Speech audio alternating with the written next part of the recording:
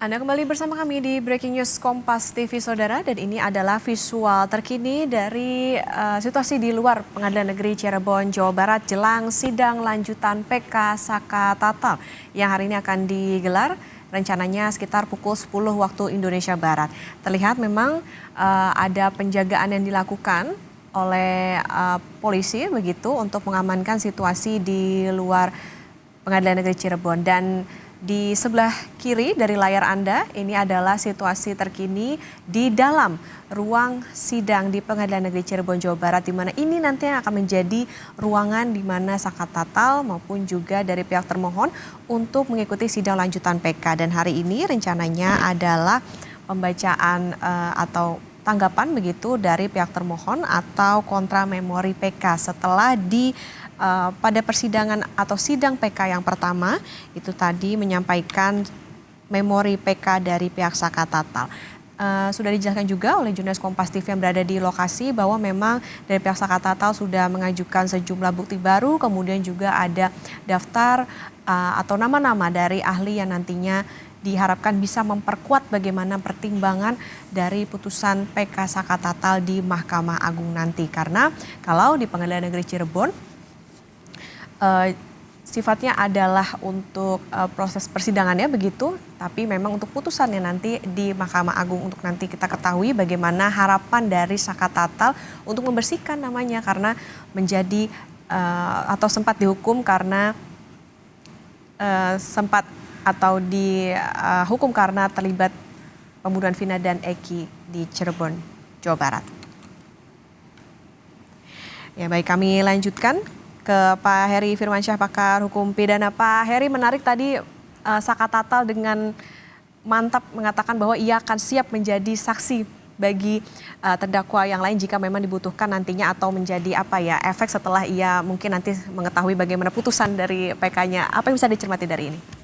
Ya, saya lihat mungkin confidence, bahkan bisa overconfidence ya, dengan seakan-akan sudah nanti nextnya sudah difikirkan juga. Tapi ya harapannya ya tetap mengikuti proses ini dengan baik ya, karena bagaimanapun ketok palu terkait putusan ini kan belum ada ya.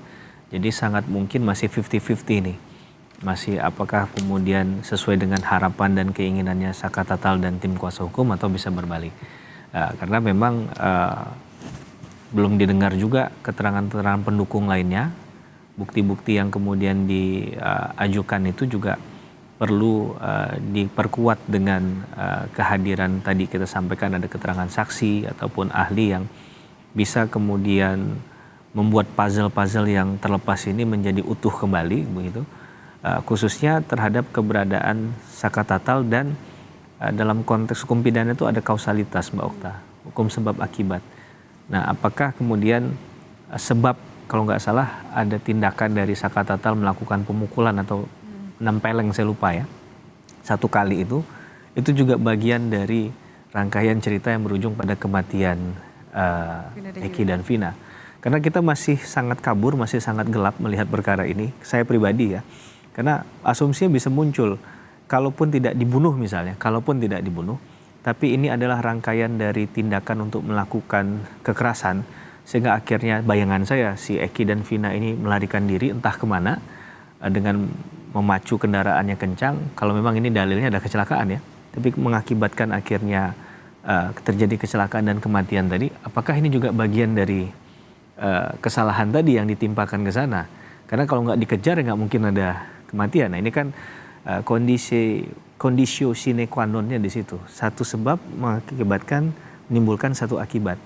Nah, persoalannya kalau ini yang diterapkan, ini dapat kecaman juga dari banyak ahli hukum pidana ya, karena ini akan memperluas pertanggungjawaban pidananya.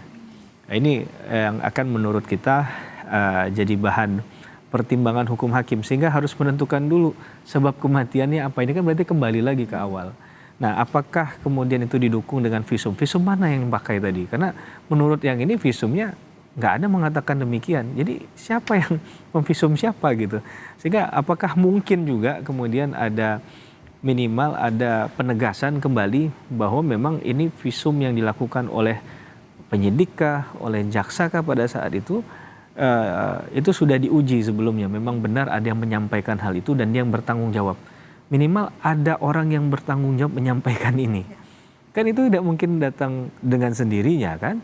Nah ini juga harus diketahui bagaimana kemudian memperoleh, mengumpulkan bukti itu. Kalau dibilang pembunuhan, ada nggak misalnya ceceran darahnya? Jangan dianggap sepele hal ini.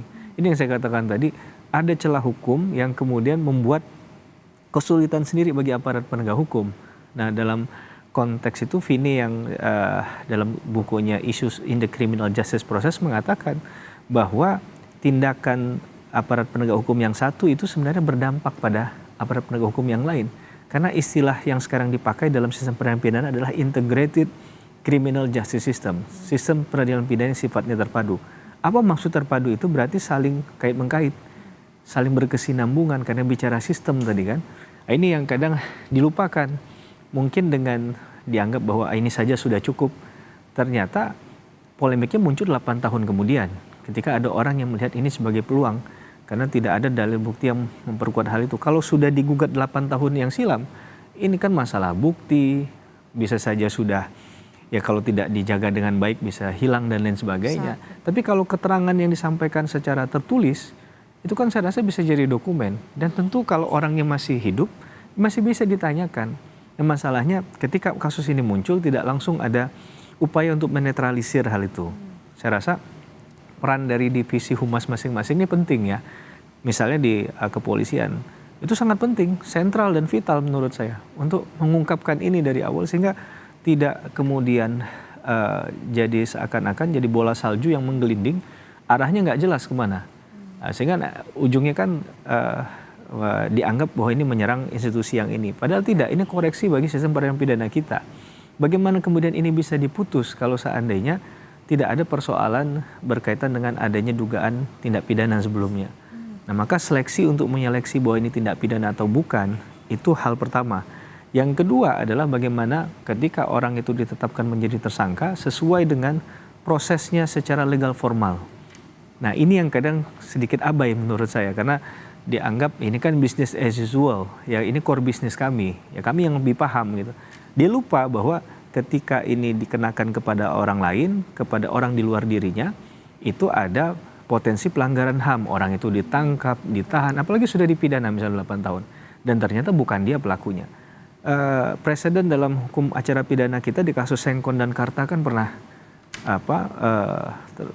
menyampaikan pesan itu.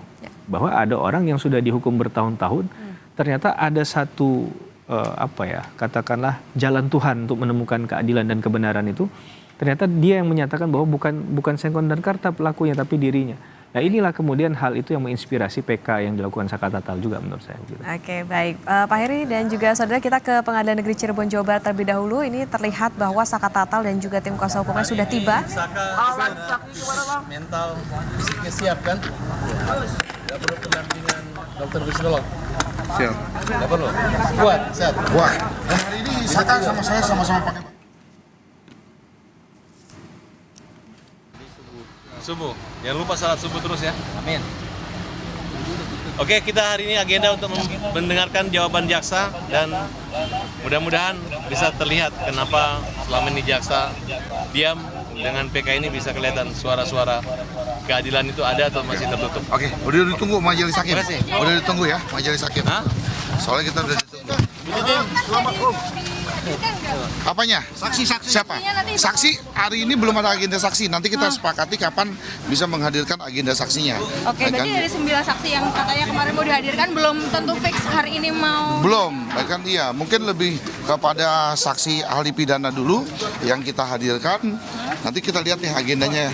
Kita sepakati sama-sama dengan majelis dan jaksa. Oke, ahli pidananya berarti udah ada komunikasi antara mereka dan sudah fix akan Udah, dihadirikan iya. hari ini.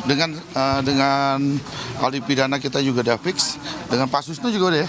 Udah. Pak Susno, Pak Guru juga udah. Jadi datangnya Pak Susno? Hah? Saksi jadi saksi? Insya Allah sih sampai kemarin komunikasinya jadi.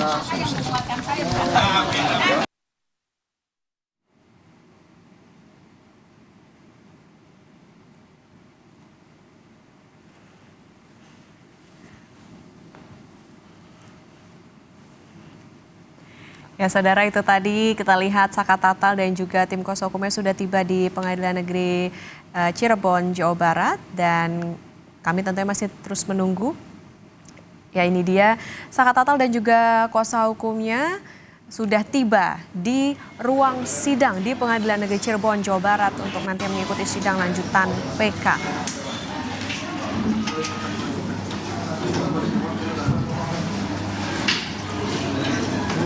Nanti rencananya saudara, sidang lanjutan PK Saka Tatal ini akan dimulai sekitar pukul 10 waktu Indonesia Barat dengan agenda mendengarkan jawaban dari JPU atau Jaksa Penuntut Umum terkait dengan kontra memori PK atau jawaban atas PK yang diajukan oleh pihak Saka Tatal di agenda yang pertama.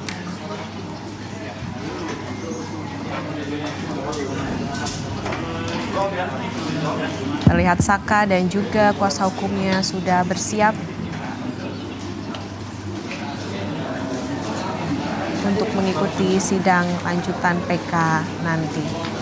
Sejumlah ahli dan juga barang bukti baru juga sudah disiapkan untuk menjadi amunisi bagi Saka Tatal dalam sidang PK. Tentunya ini diharapkan bisa memperbaiki nama baik dari Saka Tatal.